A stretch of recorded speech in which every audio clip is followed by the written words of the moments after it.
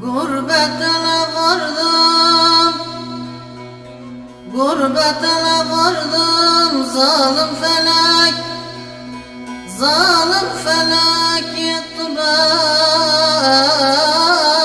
vurdu beni.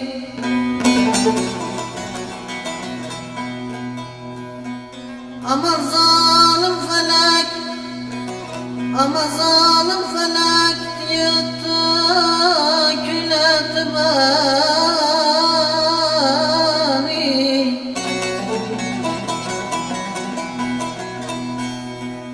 Anam ben yanmışam, anam ben yanmışam, vurulmuşam.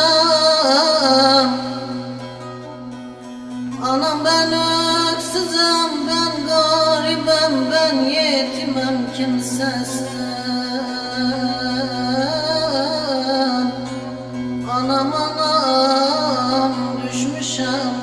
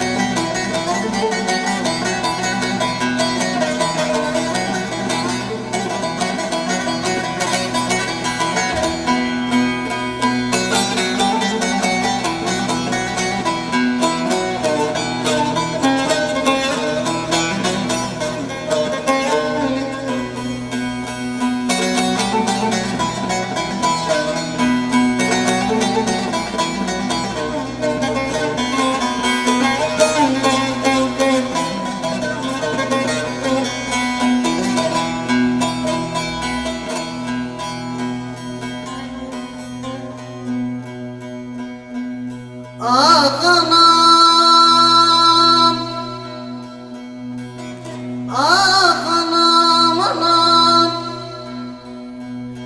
Düştüm ben bu, düştüm ben bu gurbet ellere. Hasret kaldım, hasret kaldım. Yıllar geçti, yıllar geçti. Ben annemi görmedim, görmedim.